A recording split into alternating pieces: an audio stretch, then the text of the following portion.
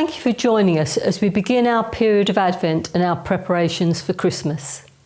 Time seems to fly past, and the warm days of summer have hardly passed when we find ourselves thinking about Christmas again. There's so much to do, looking for gifts, thinking about visitors, and shopping for special meals. In a spiritual sense, preparing carefully for Christmas is no less important. And we know that the church has extra activities and programs to prepare. But in the midst of your rushing around, we encourage you to find moments to stop, breathe and create space during Advent to reflect on the real meaning of Christmas, preparing your heart to receive again the gift of the Christ child. Each week of Advent we'll share a short devotional. To help us, we're again this year using a book called Sacred Risk, 20 short talks written by the late General Shaw Clifton.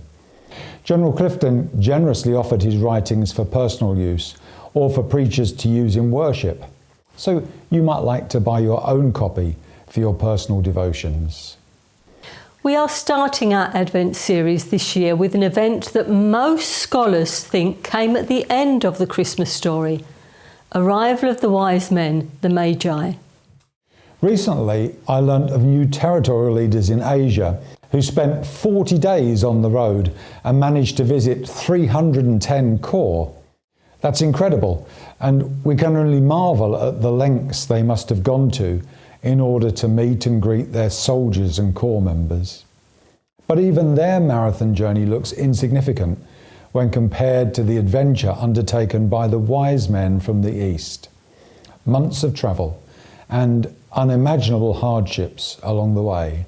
But what motivated them?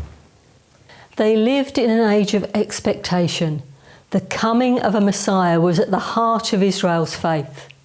Even the Pharisee historian Josephus said, "The Jews believed that about the time one from their country should become governor of the habitable earth."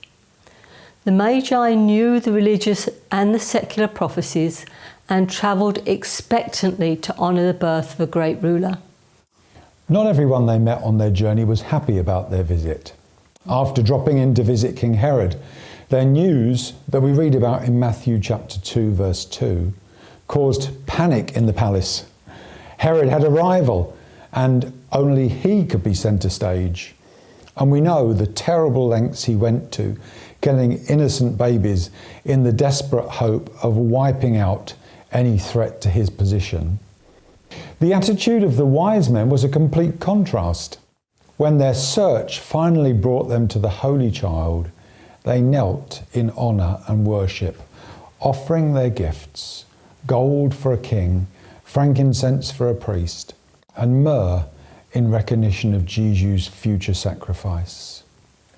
We begin our Advent preparations considering these contrasting figures: Herod, who saw Jesus as a threat, and the Magi, who bowed before a baby, their saviour and king. Does this story mirror our choice today? Do we join Herod with our personal desire to hold centre stage, preventing us from recognising Jesus for who he really is? Or, like the wise men, in faith, can we see Jesus for who he is and offer all we have and all we are as a gift to our Saviour? During this time of Advent, this period of waiting and preparation, may God prepare our hearts again to worship the Saviour of the world.